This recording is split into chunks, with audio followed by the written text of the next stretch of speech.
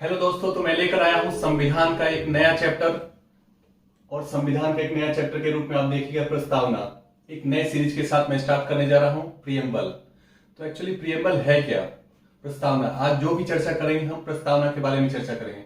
अभी तक आपने मेरे पहले और दूसरे वीडियो में, इसके पहले वाले वीडियो में देखा कि basic of constitution, introduction of the constitution, यानी संविधान का परिचय देखा हमने, संविधान का वर्णन देखा, संविधान के अनुरूप जो सरकार का गठन होता है, हम उन सभी चीजों को देख चुके हैं। बेसिक्स हम देख चुके हैं। अनुच्छेद क्या होता है, संविधान में जो भाग होते हैं, अध्याय होते हैं, शेड्यूल होते हैं, क्लॉज होते हैं, सब क्लॉज होते हैं। तो इन सब चीजों के बारे में ऑलरेडी हमने चर्चा कर रखा है अपने पहले के वीडियो में। तो मैं नेक्स्ट सीरीज इसके साथ प्रियम्बल के बारे में बात करूंगा।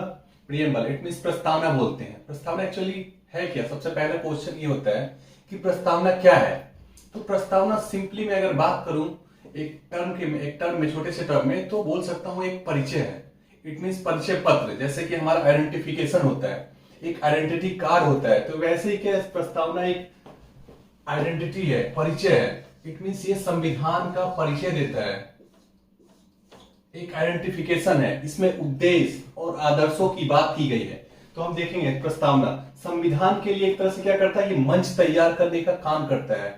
जो संविधान बनाया है, संविधान निर्माताओं ने, जो संविधान निर्माता इट मीन संविधान सभा का गठन हुआ, कॉन्स्टिट्यूएंट असेंबली, और उन कॉन्स्टिट्यूएंट असेंबली में जितने भी सदस्य थे उनके द्वारा संविधान ड्राफ्ट किया गया। आपको पता है जो प्रारूप समिति के अध्यक्ष कौन थे? तो इट मीन ड्राफ्ट कमिटी के प्रेसिडेंट डॉक्टर बी.आर. अम्बेडकर। उनका कितना अहम रोल है, कितना अहम योगदान है, आप सभी जानते हैं इससे। और ये बात करता हूं संविधान के लिए एक तरह से मंच तैयार करना। इनमें जो निर्माता थे, संविधान सभा के जो भी लोग थे, सदस्य थे, उन लोगों के एक तरह से उन लोगों का क्या था, उनके इरादा, जो भी उनके भारत के उज्जवल भविष्य, कैसा भविष्य होना चाहिए, तो उनका एक तरह से उनके इरादा और उद्देश्य, ये उद्देश्य को बताता है, उनके उद्देश्य को बताता है। एक तरह का दस्तावेज होता है, ये उद्देश्य को बताता है। तो एक तरह से ये स्टार्टिंग में दिया गया है। और संविधान, जैसे मैं आपको बेरूवारी केस बताऊंगा 1960, ये संविधान का भाग है या नहीं है, 1973। आप बने रहिए मेरे वीडियो के साथ, आगे मैं आपको हर पहलू पे प्रस्तावना के हर पहलू पे बात करेंगे। और आपको प्रस्तावना, आप चाहे एनसीईआरटी की बुक ले लो, चाहे कोई भी बुक ले, तो स्टार्टिंग में आपको प्रस्तावना आता है। और मैक्सिमम जो भारतीय लोग हैं उनको प्रस्तावना याद होता है। हम भारत के लोग, भारत को एक संपूर्ण प्रभुत्व संपन्न, तो ये सब मैक्सिमम लोगों को एक तरह से ये प्रस्तावना याद रहता है। और स्कूल के प्रेयर में भी प्रस्तावना के रूप में, एक तरह से प्रेयर के रूप में कराया जाता है मैक्सिमम स्कूल में। अब बात करते हैं वे आदर्श हैं। इट मींस क्या है, ये आदर्श एक तरह से, मैंने अभी बोला कि ये आइडल है जिससे संविधान प्राप्त करना चाहता है। तो हम देख सकते हैं अब इसमें एक्चुअली ये कॉन्सेप्ट कहां से आया, प्रस्तावना। हिंदी में प्रस्तावना एक तरह से, लेकिन आप देखोगे तो उद्देशिका लिखा रहता है, क्योंकि ये उद्देश्य है। उद्देश्य एक्चुअली इसके पीछे का कॉन्सेप्ट क्या है, ये कहां से लिया गया। जो अगर हम बात करते हैं कि प्रियम्बल लिया कहां से गया, तो प्रियम्बल जो सबसे पहले इंट्रोड्यूस किया गया था, तो वो यूएसए में, United state of America, it means USA में सबसे पहले प्रियम्बल एक तरह से देखोगे जो कॉन्सेप्ट लिया गया है, ये कॉन्सेप्ट लिया गया यूएसए से, एक तरह से देखोगे। और ये जो उद्देश्य आपको पता होना चाहिए कि जब संविधान सभा का गठन हुआ, तो संविधान सभा का गठन हुआ तो इस प्रस्तावना को एक्सेप्ट किया गया था। उद्देश्य प्रस्ताव आपको पता होना चाहिए कि 13 दिसंबर 1946 को एक उद्देश्य प्रस्ताव पारित हुआ। और वो नेहरू जी के द्वारा, यानी कि उस टाइम के जो नेहरू जी थे, बाद में चल के प्रधानमंत्री बनते हैं। तो जो प्रधानमंत्री के रूप में, आपको पहले प्रधानमंत्री नेहरू जी हैं, तो यहाँ पे आप देख सकते हैं उन्होंने उद्देश्य प्रस्ताव पारित किया था। उद्देश्य प्रस्ताव यानी ऑब्जेक्टिव रिजोल्यूशन 13 दिसंबर 1946 को। तो जो संविधान सभा की तीसरी बैठक थी, ये तीसरी बैठक, पहली बैठक आपको पता होना चाहिए कि जो संविधान सभा की पहली बैठक कब हुई थी, तो 9 दिसंबर 1946। उसके बाद दूसरी बैठक हुई थी 11 दिसंबर 1946। तीसरी बैठक हुई थी 13 दिसंबर 1946। तो तीसरी बैठक में ही ये ऑब्जेक्टिव रिजोल्यूशन पास किया गया कि हमारे संविधान बनाने का मेन ऑब्जेक्टिव क्या है, मेन उद्देश्य क्या है। ये जनता की अपेक्षा आकांक्षाओं पे निर्भर करता है कि जनता की अपेक्षा क्या है हमसे, कि हमारा संविधान कैसा होना चाहिए, किस रूप में होना चाहिए, इसके पीछे उद्देश्य क्या होना चाहिए। तभी तो आज हम, जो हमारा संविधान है, आप देख सकते हैं हमारे संविधान में हम सभी लोगों का एक तरह से, सभी लोग इसको काफी मानते हैं संविधान को, और इसमें विश्वास जताते हैं कि संविधान ही सर्वोपरि है। और हमें पता है कि यहाँ रूल ऑफ द लॉ चलता है और संविधान सर्वोपरि है। बोल सकते हैं सर्वोपरि, इट्स अ सुप्रीमेसी। अब बात करेंगे, उद्देश्य प्रस्ताव पारित हुआ और उसे एक्सेप्ट किया गया था 22 जनवरी 1947 में। 22 जनवरी 1947 को ये क्या किया गया था, एक्सेप्ट किया गया था। इसी आधार पे, इसी के अकॉर्डिंग प्रस्तावना को, एक तरह से प्रस्तावना को सम्मिलित किया गया। तो हम सबसे पहले देखेंगे आगे, इट मीन्स हम भारत के लोग, भारत को एक संपूर्ण प्रभुत्व संपन्न, समाजवादी, पंथ निरपेक्ष, लोकतंत्रात्मक गणराज्य बनाने के लिए। तो ये क्या है, शासन प्रणाली के एक तरह से उद्देश्य है, ऑब्जेक्टिव है। हम भारत के लोग, एक वर्ड नहीं है हम भारत के लोग, मैंने पहले भी बताया आपको, हम भारत के लोग, it means 28 states, 8 union territory, केंद्र शासित राज्य। आप देख सकते हैं अलग अलग तरह के लोग, अलग अलग तरह के भाषाएं, अलग अलग तरह के खान पान, अलग अलग तरह के रीति रिवाज, ट्रेडिशन, एक तरह से अलग अलग तरह के रिलीजन्स, सभी यहाँ पे एकजुट होके रहते हैं भारत में। ये हमारा संविधान ही देता है हमें ताकत। ये संविधान ही बताता है कि हम सब एक साथ रह सकते हैं। ये हम भारत के लोग, यही तो हम भारत के लोग, we the people of India. And Bharat को एक संपूर्ण प्रभुत्व संपूर्ण, इट मीन्स ये क्या होता है संपूर्ण प्रभुत्व संपन्न, इट मीन्स अगर बात करते हैं सोवरेनिटी, तो सोवरेनिटी एक्चुअली है क्या, इट मीन्स हमारे देश पे हमारा ही चलेगा, किसी और देश का कंट्रोल नहीं चलेगा। यानी हम अपने फैसले खुद करेंगे। हम एक संप्रभु कंट्री हैं, हम एक संप्रभु देश है, यानी कि सोवरेन स्टेट है।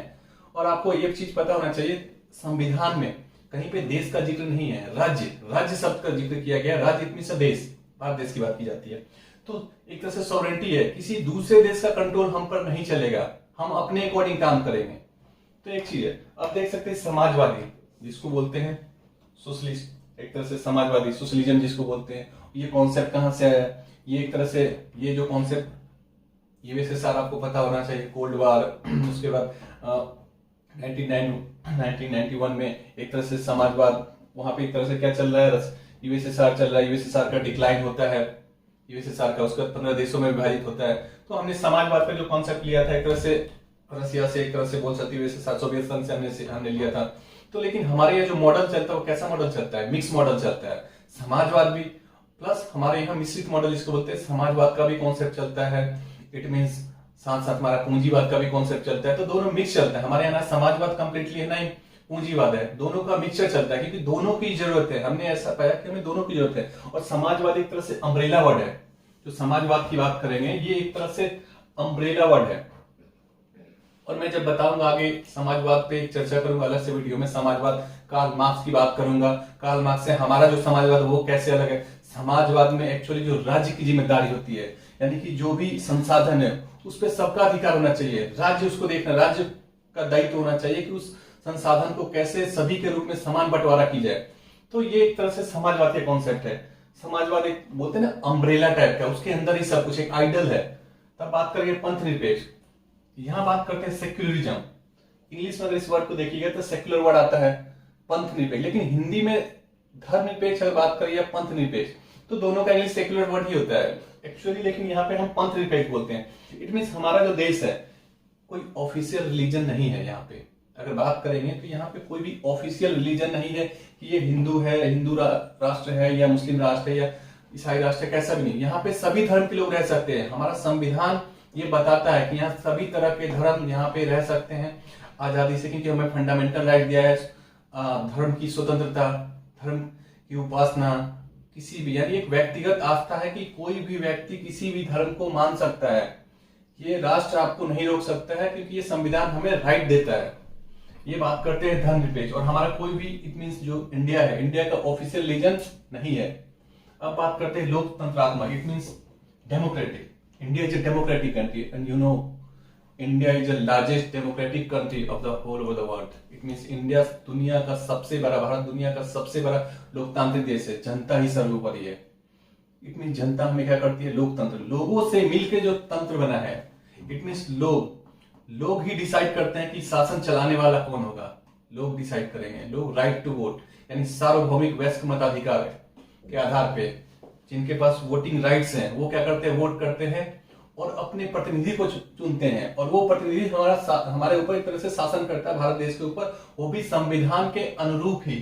तो एक तरह से जनता ही मालिक है, बोलते हैं ना, जनता ही मालिक है, जनता ही सर्वोपरि है। तो ये तभी हम बोलते हैं डेमोक्रेसी, गणराज्य, रिपब्लिक। अब एक्चुअली हमें पता है कि हमारा जो संविधान बन के तैयार हो गया था 26 नवंबर 1949 को, लेकिन लागू हुआ 26 जनवरी 1950 को। तो आप सभी को पता है उस दिन हम रिपब्लिक डे के रूप में मनाते हैं, गणतंत्र दिवस। परेड आप देखते हो, लाल किला परेड निकलते हैं, हर देश के झांकियां निकलते हैं, तो सभी लोग देखने जाते हैं। कितना हम एक तरह से फेस्टिवल के रूप में सेलिब्रेट करते हैं, क्योंकि हमें उस दिन संविधान यानी कि संविधान लागू हुआ, एक संविधान मिला। उसके अनुरूप 1952 एक तरह से देखो पहला चुनाव हुआ, आम चुनाव हुआ। तो उस आम चुनाव में सभी लोग जो भी संविधान सभा के मैक्सिमम मेंबर थे वो लोग जीत गए। तो यहाँ पे गणराज्य यानी कि गणराज्य तो एक्चुअली वर्ड क्या है, रिपब्लिक। इट मींस ये तो जानते हैं, सब लोग सेलिब्रेट करते हैं, लेकिन रिपब्लिक वर्ड से क्या मतलब है? What is the meaning of the republic? गणराज्य it means head of the state. It means देश का जो सबसे हेड होता है वो इलेक्टेड होना चाहिए। जैसे कि मैं बात करता हूँ भारत में जो प्रेसिडेंट है, संवैधानिक रूप से सबसे head of the state president का हमारे यहाँ चुनाव होता है। हाँ, डायरेक्ट इलेक्शन नहीं होता है, लेकिन कैसा होता है? इनडायरेक्ट इलेक्शन होता है। उसमें कौन वोट करते हैं? तो एक तरह से एमपी वोट करते हैं, एमएलए वोट करते हैं, एमएलसी वोट करते हैं। एक तरह से देखोगे तो जो हमारे विधायिका है वो वोट करते हैं किसको? तो प्रेसिडेंट को वोट करते हैं। और वही प्रेसिडेंट यानी कि हमारे यहाँ एक तरह से संवैधानिक बात करते हैं तो संवैधानिक रूप से हेड ऑफ द स्टेट होता है। तो वो indirect election, it means indirect election के थ्रू ही, क्योंकि जनता यानी कि जो उनको वोट कर रहे हैं विधायिका, वो जनता के द्वारा वोट किए गए विधायिका, एक तरह से जनता के प्रतिनिधि है, वो उनको वोट कर रहे हैं। इट मींस इलेक्शन तो हो ही रहा है, इलेक्ट हो रहा है। इस वजह से बोलते हैं जब भी जिस देश में अगर हेड ऑफ द स्टेट का इलेक्शन हो, इलेक्शन के थ्रू वो जीत के आ रहा है, तो वो गणराज्य होता है। इट मींस रिपब्लिक कंट्री होता है। जैसे अगर मैं बात करूं ब्रिटिश गवर्नमेंट, वहां पे क्राउन है, वहां पे रानी होती है, एक कुल से आने वाले ही वहां पे बनते हैं, यानी एक नेपोटिज्म जैसे बोलते हैं, इनका बेटा ये राजा का बेटा ही क्या बनेगा? क्राउन बनेगा। तो वो ब्रिटेन, अगर मैं बात करूं ब्रिटेन क्या रिपब्लिक कंट्री है? नहीं, ब्रिटेन रिपब्लिक कंट्री नहीं है। तो एक तरह से बात ये क्या है, हमारा उद्देश्य है कि हम भारत के लोग संप्रभु होना चाहिए, पंथ निरपेक्ष, लोकतंत्रात्मक, गणराज्य, रिपब्लिक। तो ये हमारा एक तरह से क्या शासन प्रणाली के उद्देश्य है, बोलते हैं सोवरेन, एक तरह से सोवरेन डेमोक्रेटिक रिपब्लिक। अब बात करेंगे, यहाँ पे हम बात करते हैं,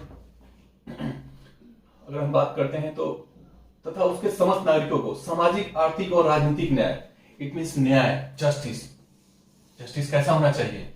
देखिए आपके जो उद्देशिका है, प्रियम्बल, कैसे इन चीजों को रखते हैं, उद्देश्य के साथ साथ आदर्श की बात करते हैं। तो न्याय कैसा होना चाहिए? जस्टिस कैसा होना चाहिए? तो जस्टिस सामाजिक होना चाहिए, आर्थिक होना चाहिए, राजनीतिक होना चाहिए। इट मींस न्याय सभी को मिलना चाहिए, यानी कि समाज में हर एक लोग, जो समाज में रहने वाले लोग हैं, उनके भी जाति के आधार पे, धर्म के आधार पे या मूल के आधार पे, किसी आधार पे उनके साथ डिस्क्रिमिनेशन नहीं होना चाहिए। इसमें भेदभाव नहीं होना चाहिए, यानी सभी को न्याय मिलना चाहिए। समाज के चाहे वो पिछड़े हो, चाहे अग्रे हो, चाहे समाज के किसी भी तबके के लोग हो, सभी को क्या मिलना चाहिए? तो सभी को न्याय मिलना चाहिए। सामाजिक न्याय की बात करते हैं, हमारा देश किसकी बात करता है? जैसे आपने कई लोगों की पॉलिटिकल पार्टीज हैं, वो बोलते हैं सामाजिक न्याय की स्थापना की जाएगी। एक तरह से आर्थिक न्याय मतलब इकोनॉमिक जस्टिस कैसा होना चाहिए? यानी हमारे यहाँ क्या है, हमारे देश में ऐसा नहीं होना चाहिए अमीर अमीर होता जाए और गरीब गरीब होता जाए, यानी अमीर और गरीब दोनों के बीच में क्या हो कि खाई उत्पन्न ना हो। एक तरह से आर्थिक समानता हो, इकोनॉमिक समानता इसको बोलते हैं। तो आर्थिक न्याय मिलना चाहिए, गरीब और अमीर के बीच में एक तरह से क्या होना चाहिए? सिंक्रोनाइज होना चाहिए। ऐसा नहीं कि हमें एक तरह से हमारा जो देश है, हमारा जो संविधान हमको राइट देता है कि सभी को रोजगार करे, अपने जीविका के लिए कहीं भी बिजनेस कर सकते हैं, कहीं भी जा सकते हैं, किसी भी स्टेट में जा सकते हैं, तो ये राइट देता है, ये हमारे फंडामेंटल राइट्स भी हैं। अब बात करते हैं राजनीतिक न्याय कैसा होना चाहिए? तो हमें राइट टू वोट भी है, यानी कि जनता को राइट टू वोट है। अगर कोई भी इंसान अगर चाहता है, अगर वो उसके पास वोटिंग राइट्स हैं, इट मींस उसके पास वोटर आईडी कार्ड है, अगर वो चुनाव लड़ना चाहता है, राजनीतिक पार्टी बनाना चाहता है, तो वो क्या है? फ्री है, वो इजीली बना सकता है, पार्टी बना सकता है, पार्टी अपनी बनाकर चुनाव लड़ सकता है। राजनीतिक न्याय ये एक बड़ा टर्म है, पॉलिटिकल जिसको बोलते हैं, पॉलिटिकल जस्टिस होना चाहिए। तो बात करेंगे विचार, अभिव्यक्ति, विश्वास, धर्म और उपासना की स्वतंत्रता। तो लिबर्टी कैसी होनी चाहिए? आपको पता है स्वतंत्रता सबको प्यारा होता है, और हमने भी स्वतंत्रता प्राप्त की है, लिबर्टी, एक तरह से स्वतंत्रता। We got independence in 1947। हम स्वतंत्रता दिवस मनाते हैं कब? 15 अगस्त 1947 को, क्योंकि हमारा देश उस दिन संविधान का निर्माण हुआ। 26 जनवरी 1950 को संविधान लागू हुआ, उसके बाद उसके अनुरूप चुनाव हुआ और चुनाव में फिर प्रधानमंत्री सभी लोग जीत के आए चुनाव में। कांग्रेस पार्टी चुनाव में जीत के पहले प्रधानमंत्री, पहले राष्ट्रपति राजेंद्र प्रसाद और पहले प्रधानमंत्री नेहरू जी बने। अब यहाँ पे देख सकते हैं लिबर्टी, यानी कि लिबर्टी स्वतंत्रता सबको प्यारा है कि हमें कैसा स्वतंत्रता, यानी हमें कोई रोक टोक, हमारे ऊपर कोई रोक टोक ना लगे, हम फ्रीली अपने काम को कर सके, फ्रीली अपने विचारों को रख सके, तो यही स्वतंत्रता है। तो स्वतंत्रता कैसी होनी चाहिए? तो विचारों की स्वतंत्रता होनी चाहिए, speech and expression, it means thought, अभिव्यक्ति, विश्वास, धर्म और उपासना, इन चीजों की स्वतंत्रता होनी चाहिए। लिबर्टी कैसी होनी चाहिए? तो थॉट की, एक तरह से हमारे फेथ, बिलीफ बात करते हैं, इन चीजों की क्या होनी चाहिए? वर्शिप, इन चीजों की लिबर्टी होनी चाहिए कि हम कहीं भी कुछ भी बोल सकते हैं, यानी कि हमारे जो विचार है हम अपने विचार की अभिव्यक्ति को क्या कर सकते हैं? व्यक्त कर सकते हैं, एक्सप्रेस कर सकते हैं, और ये हमारा फंडामेंटल राइट भी है। आपको पता होना चाहिए। मैं जब फंडामेंटल राइट्स अलग से कराऊंगा तो एक एक बातों पे बात करूंगा। तो एक तरह से आप बात कर सकते हैं कि हमारे थॉट, हम हमारे यहाँ देख सकते हैं कि हम जो हमारे चुने हुए प्रतिनिधि हम उनके खिलाफ भी बोलते हैं, अगर सरकार गलत करती है तो सरकार के खिलाफ भी बोलते हैं, क्योंकि हमें एक तरह से लोकतंत्र डेमोक्रेटिक कंट्री है और जनता ही मालिक है। हर 5 साल के बाद आपको पता होना चाहिए जो चुनाव में जीत के गए थे, यानी हमारे लिए, वो हमारे पास आते हैं फिर से वोट मांगने के लिए कि जनाब वोट दे दीजिए हमें, कि हम अच्छा काम करेंगे, आपके लिए काम करेंगे। इसलिए सारा ताकत किसको दिया गया? जनता को दिया गया, राइट टू वोट के माध्यम से, कि भाई आप अगर सरकार अच्छा काम नहीं करती है तो आप उसको हटा दीजिए, ये आपका राइट है। एक तरह से देख सकते हैं कि हमें विश्वास, धर्म की, आपको पहले ऑलरेडी मैंने बताया कि धर्म की स्वतंत्रता है, कोई भी किसी भी धर्म को मान सकता है, ये व्यक्तिगत आस्था है, एक तरह से देख सकते हैं।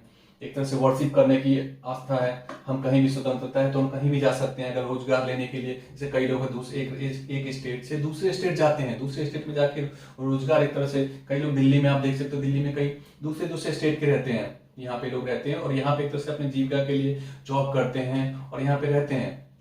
तो ये इंडियन सिटीजनशिप का कॉन्सेप्ट भी यहाँ पे चलता है, एकल नागरिकता, कि हमारे बीच में कोई डिस्क्रिमिनेशन ना हो एक तरह से। इसलिए हमारे यहाँ सिंगल सिटीजनशिप है, चाहे वो किसी स्टेट का हो, वो पहले क्या कहलाएगा? भारत देश का नागरिक है। इसलिए यहाँ पे कोई भेदभाव ना हो उनके साथ कि वो इस राज्य का व्यक्ति है, ये बिहार राज्य का है, ये उत्तर प्रदेश का, ये साउथ का है या कहीं का भी हो, वो सबसे पहले क्या है? तो वो भारत देश का नागरिक है, इंडियन सिटीजनशिप है। It means that's why there is a single citizenship, there is a concept, one concept, single citizenship. जैसे अमेरिका में बात करते हैं, वहां पे सिंगल सिटीजनशिप नहीं है, क्योंकि वहां पे 50 राज्य मिलकर बने हैं, एक यूनियन का निर्माण हुआ एक तरह से। तो वहां एक तरह से बात करोगे 50 राज्यों का अपना संविधान है और एक केंद्र, एक मींस एक देश का संविधान अलग है। तो देख सकते हैं, बट हमारे यहाँ एक ही संविधान है, वो चाहे एक संविधान है, वो सभी जगह लागू होता है। हाँ, पहले जम्मू एंड कश्मीर अलग था कि वहां पर उसका अलग से संविधान था, बट हाल ही में आपने बताया, आपको पता होना चाहिए कि 370 के प्रावधान को खत्म कर दिया गया है, 35A ये चीज खत्म कर दिया। तो एक संविधान पूरे देश में, अब एक ही संविधान लागू होता है, चाहे वो किसी भी हो।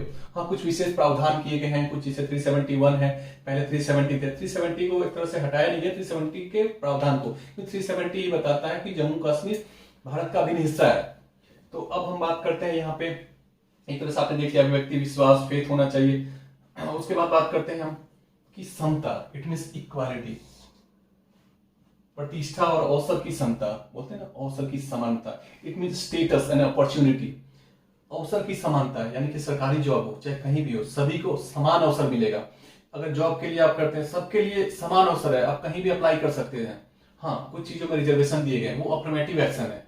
मैं बात करूंगा रिजर्वेशन पे, तब आपको बताऊंगा कि एक्चुअली रिजर्वेशन क्यों दिया गया है, रिजर्वेशन देने के पीछे का लॉजिक क्या है, तो बात करूंगा। वो एक अफर्मेटिव एक्शन के तौर पर दिया गया है कि हाँ, कुछ जो पिछड़े तबके के लोग रह गए हैं, पीछे रह गए, उनको मुख्य भूमिका में लाने के लिए, इट मींस उन्हें मेन स्ट्रीम में लाने के लिए उनको रिजर्वेशन दिया गया, ताकि वो मेन स्ट्रीम में आम लोग के साथ, क्योंकि कई लोग अभी भी हमारे देश में पिछड़े हैं, तो उसके लिए दिया गया। तो हमारे पास क्या है? अपॉर्चुनिटी, एक तरह से हमारे यहाँ अवसर की समानता है।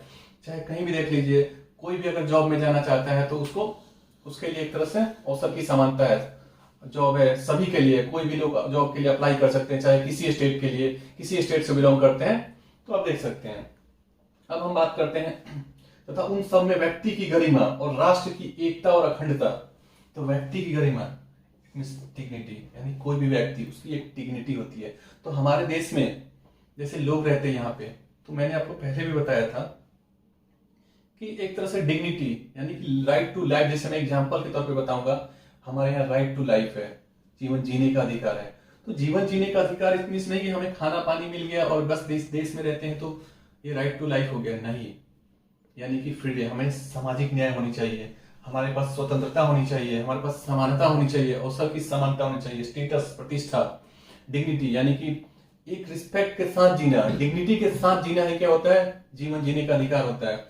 अगर आप सिर्फ खाना पीना मिल रहा है और आप बंधुआ मजदूर की तरह बंधे हुए हैं, स्लेवरी सिस्टम, तो ये जीवन एक तरह से, ये जीवन क्या है, ये जीवन जीने का अधिकार, ये डिग्निटी नहीं है, ये एक तरह से आपकी व्यक्ति की गरिमा नहीं है। तो जीवन कैसा होना चाहिए, डिग्निटी के साथ, रिस्पेक्ट के साथ, और राष्ट्र की एकता और अखंडता, इट मींस राष्ट्र की एकता और अखंडता, इट मींस देश की एकता, यूनिटी एंड इंटेग्रिटी होनी चाहिए। अगर कोई भी व्यक्ति अगर देश की एकता और अखंडता के खिलाफ बोलता है तो उसे एक तरह से राजद्रोह का केस उस पर बनता है एक तरह से, क्योंकि हम अपने देश की एकता और अखंडता से कॉम्प्रोमाइज नहीं कर सकते हैं, क्योंकि हम इस देश के नागरिक हैं और इस देश, इसलिए हमें फंडामेंटल, हमारे कुछ फंडामेंटल ड्यूटीज भी हैं, फंडामेंटल राइट्स तो मिले हैं, साथ साथ ड्यूटीज भी है कि हम अपने देश की एकता और अखंडता को बनाए रखें।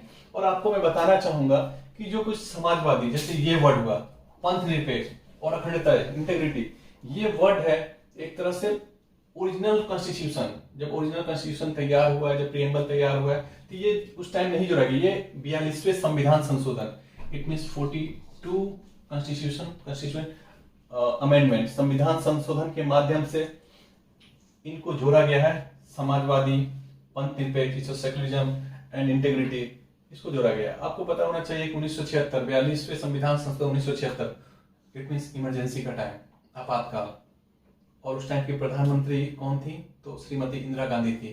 तो ये 42वां संविधान संशोधन को मिनी, एक तरह से हम बोलते हैं कॉन्स्टिट्यूशन, मिनी कॉन्स्टिट्यूशनल अमेंडमेंट भी बोलते हैं। इट मींस काफी संविधान में काफी पार्ट को संशोधित कर दिया गया था। और आपको पता होना चाहिए एक लैंडमार्क केस 1973, केशवानंद भारती, जैसे कि बेरुवारी केस 1960 में हुआ।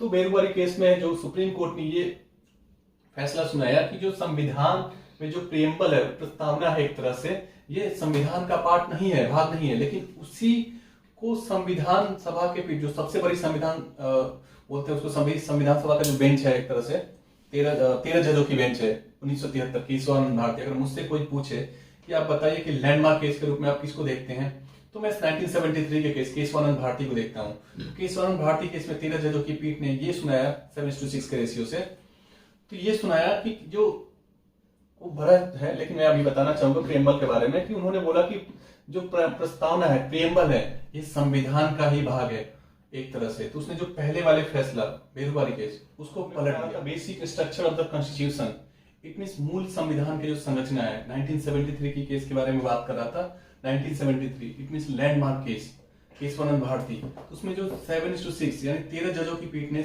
फैसला सुनाया था कि मूल संविधान से आप छेड़छाड़ नहीं कर सकते हैं।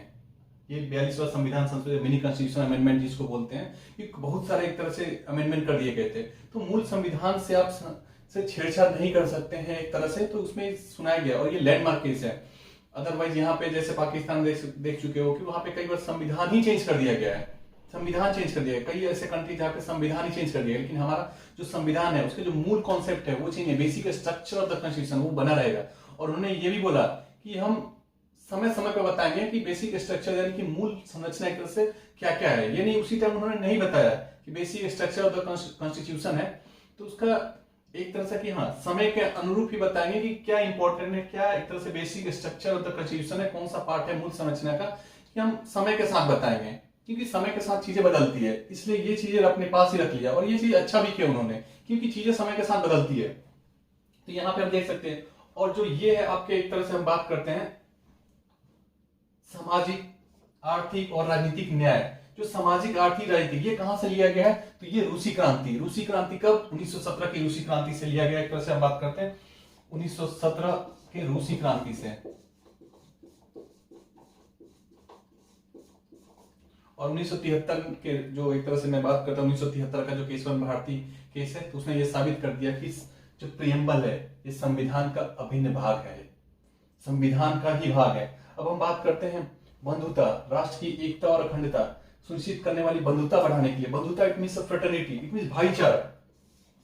हमारे यहाँ भाईचारा का कॉन्सेप्ट है कि हम सभी लोग यहाँ पे रहते हैं एक तरह से, जैसे हमारे यहाँ गंगा जमुनी तहजीब की बात करते हैं कि गंगा जमुनी तहजीब होनी चाहिए, तो यहाँ पे कैसा है। और ये कहाँ से लिया गया बंधुता, तो आपको पता है फ्रेंच रिवॉल्यूशन, हिस्ट्री में आपने पढ़ा होगा, क्लास 9th में 10th में भी आप आगे भी पढ़ते हैं।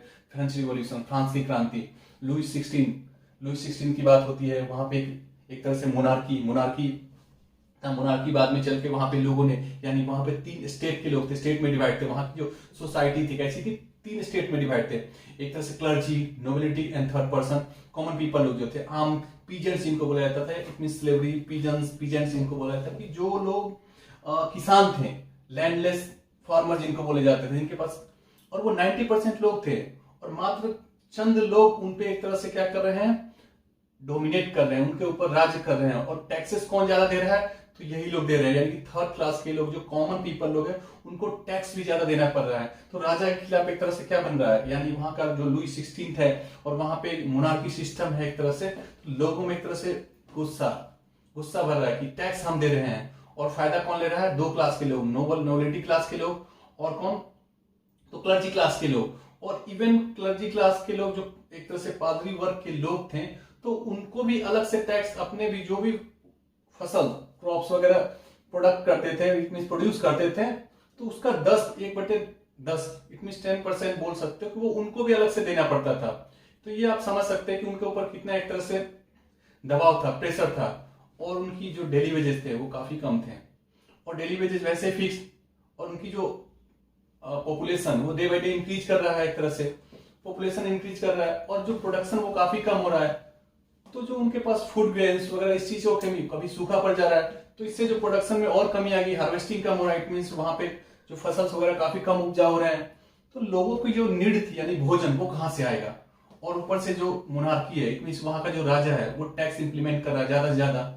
तो लोगों में एक तरह से यही इसके पीछे का कारण बना फ्रांस की क्रांति का। और फ्रांस की क्रांति ने यह साबित कर दिया कि हमें इक्वालिटी चाहिए, यानी लोगों की मांग आई, और लोग जब पढ़ के वहां से, लोगों के उसी थर्ड क्लास में से लोग कुछ शिक्षा, इट मींस एजुकेशन, जो मर्चेंट्स लोग थे उनमें से कुछ लोग ऐसे थे, व्यापारी लोगों में से कुछ पढ़ के निकले थर्ड क्लास में लोगों से, उन्होंने शिक्षा ग्रहण की, और वही शिक्षा के माध्यम से उन्होंने ज्ञान अर्जित किया एक तरह से कि हाँ, जो राजा है डिवाइन नहीं होता है, एक तरह से गॉड की तरह नहीं है। क्योंकि कुछ वहां पे फिलोसफर हुए, जैसे मोंटेस्क्यू, रूसो, कई ऐसे फिलोसफर हुए, उन्होंने अपना अपना तर्क दिया कि जस्टिस, इक्वालिटी होना चाहिए, यानी कि जनता के पास इक्वल राइट होना चाहिए। क्योंकि जो थर्ड क्लास के लोग, उनके पास वोटिंग राइट्स भी नहीं थे, और उस टाइम तक देख सकते हो महिलाओं के पास तो और भी नहीं थे, वोटिंग राइट्स थे नहीं। इवन जब वहां पे एक तरह से कॉन्स्टिट्यूशन असेंबली, जैसे नेशनल असेंबली के तौर पे वहां हुआ, और वो लोग एक तरह से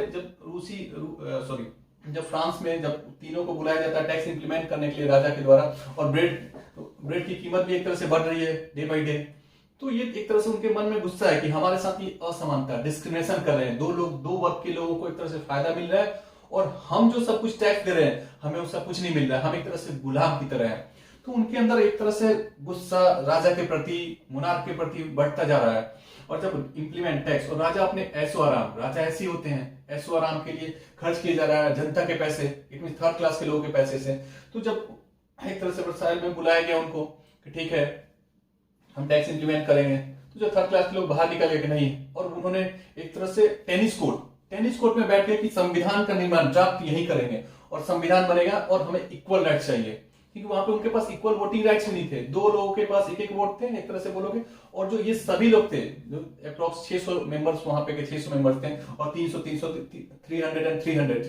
इट मीन जो आपके 300 और 300 मेंबर्स थे, दोनों क्लास के लोग थे, उनको एक वोटिंग राइट दोनों के बराबर थे। तो कोई भी अगर रिजोल्यूशन पास करना हो तो वो 2 लोग वोट कर देते थे, मेजोरिटी में हो गए, और इनके वोटिंग का कोई फायदा नहीं, क्योंकि इनको सभी को एक ही वोट का एक तरह से मिला हुआ है। तो वो मांग कर रहे थे हमें इक्वल राइट मिलने चाहिए, कि जो हमें इक्वालिटी होनी चाहिए, कोई डिस्क्रिमिनेशन नहीं होना चाहिए, सभी को समान अधिकार मिलना चाहिए। तो ये सब चीजें हमारे यहाँ कहां से, एक तरह से बोलोगे फ्रेंच रिवॉल्यूशन का काफी इंपॉर्टेंट है। और जैसे अम्बेडकर साहब ने ये भी बोला है कि जो लिबर्टी है, एक तरह से हमारी स्वतंत्रता है, हम बात करते हैं बंधुता है, फ्रेटर्निटी की बात करते हैं, भाईचारा की बात करते हैं, हम बात करते हैं। तो ये चीजें क्या ट्रिनिटी के रूप में देखा गया है कि हमने ये कहां से लिया है, तो हमने फ्रेंच रिवॉल्यूशन, ये फ्रेंच रिवॉल्यूशन काफी इंपॉर्टेंट है हिस्ट्री में। जब मैं हिस्ट्री बताऊंगा तो उसमें आप बताऊंगा फ्रेंच रिवॉल्यूशन का क्या इंपॉर्टेंट रोल है।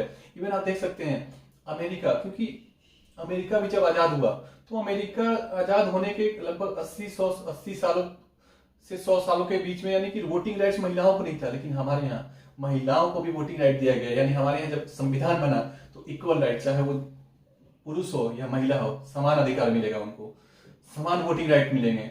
तो हमने इन चीजों का बहुत ही ध्यान रखा है। अब बात करते हैं दृढ़ संकल्प होकर अपनी संविधान सभा में आज तारीख यानी कब इम्प्लीमेंट 26 नवंबर 1949 को ये बन चुका था संविधान एक तरह से, लेकिन लागू हुआ कब 26 जनवरी 1950 अंगीकृत। इट मीन हम एडॉप्ट करते हैं, स्वीकार करते हैं इसको, अधिनियमित यानी एक्ट करते हैं, यानी कि जो हमने बनाया है उसको हम एक्ट के रूप में, इट मीन कानून के रूप में उसको आत्मर्पित करते हैं। इट मीन अपने आप को सौंपते हैं, किसको? हम भारत के लोगों को, यानी हमें सौंपते हैं, खुद को सौंपते हैं हम, जो हम कानून बना रखे हैं यानी कि जो हम एक्सेप्ट कर रखे हैं अधिनियमित इट मीन एक्ट, जो भी एक्ट है उसको हम खुद को क्या करते हैं?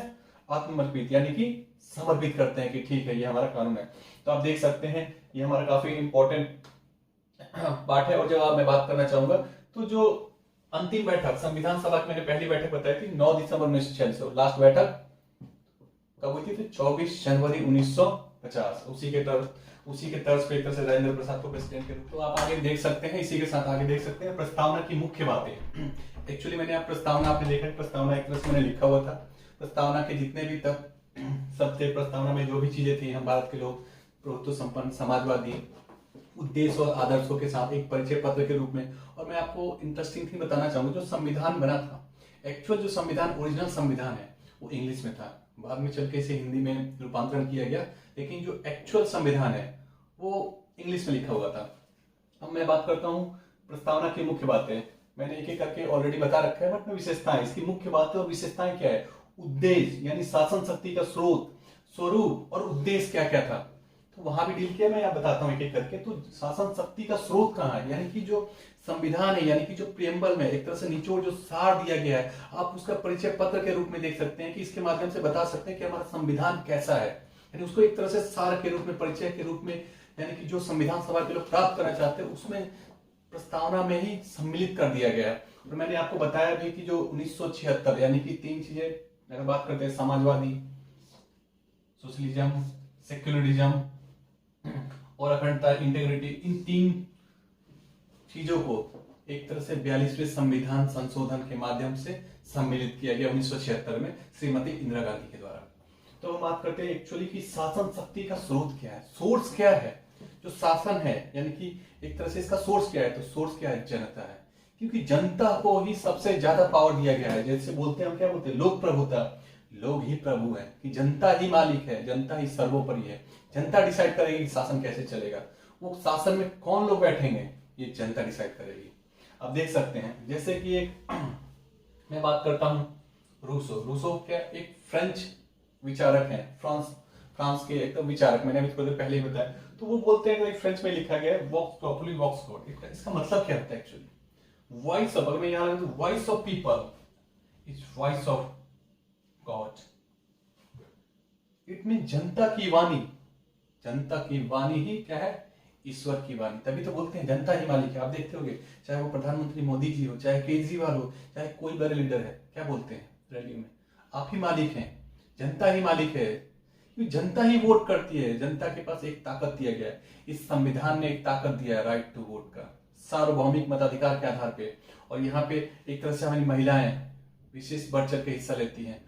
49% आधी आबादी जिसको बोलते हैं, अगर आधी आबादी ये तय कर ले कि सरकार किसकी बननी है तो उसकी सरकार बन जाएगी, क्योंकि 49% आधी आबादी है, वो जिस तरफ उनका पलड़ा होगा उसी की सरकार बनेगी। तो हमारे यहाँ पुरुष और महिलाओं को समान रूप से समान अधिकार प्राप्त हैं एक तरह से। तो ये संविधान ही हमें क्या करता है? ये समान अधिकार देता है, कोई डिस्क्रिमिनेशन नहीं किसी के बीच में, लिंग के आधार पे, जन्म के आधार पे, रेस के आधार पे, मूल के आधार पे, कोई कहीं का रहने वाला है, किसी धर्म का रहने वाला है, तो डिस्क्रिमिनेशन नहीं होगा, उनके बीच में कोई मतभेद नहीं, कोई डिस्क्रिमिनेशन नहीं होगा। तो ये हमें संविधान ताकत देता है।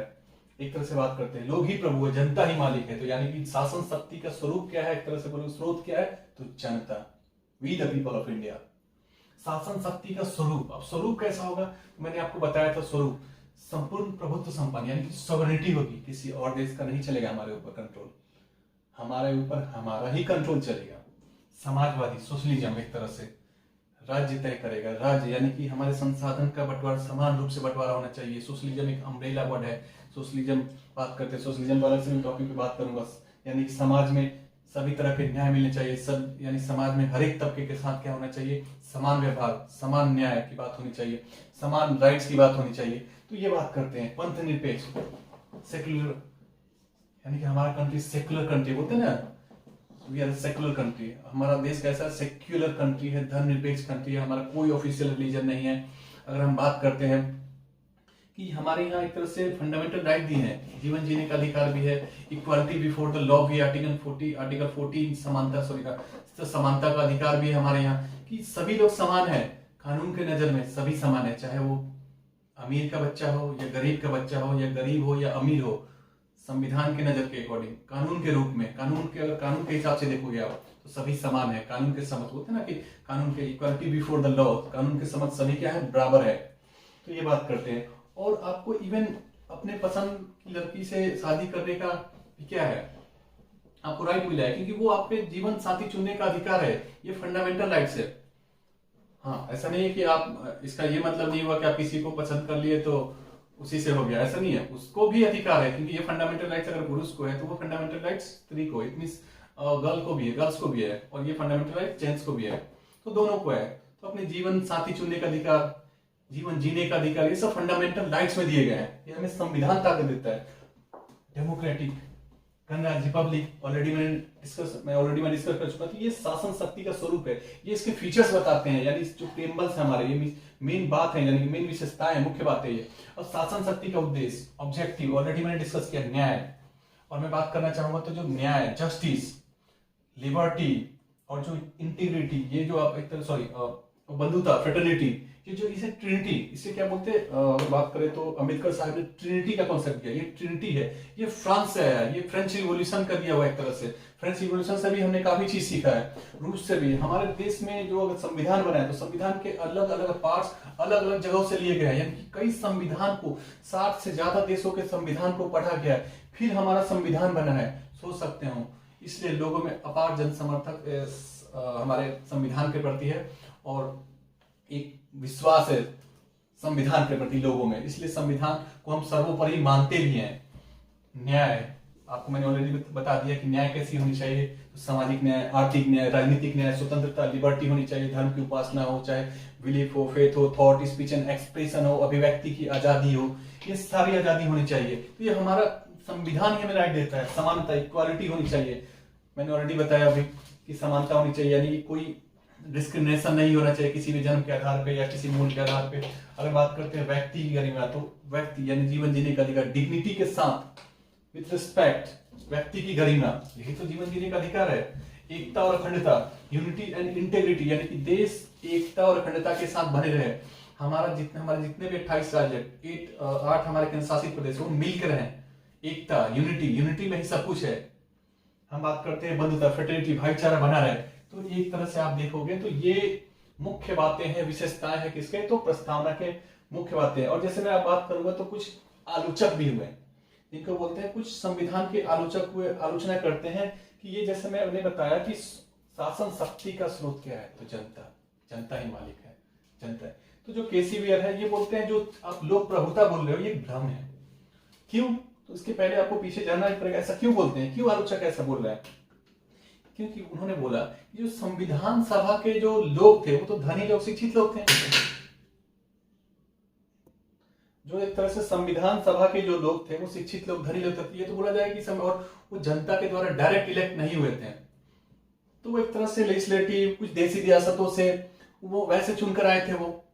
तो फिर ये कैसे मान ले हम कि ये जनता के लिए ही काम करेंगे, कैसे मान ले हम कि जनता के लिए काम करेंगे। तो एक तरह से जो लोक प्रभुता की बात की जा रही है, एक भ्रम है, परंतु ऐसा नहीं है। मैं आपको बताना चाहूंगा कि ऐसा नहीं है, लोक प्रभुता है। क्योंकि संविधान सभा के जितने भी सदस्य थे, एक तरह से उनका एक ही कॉन्सेप्ट था, उनके बोलते हैं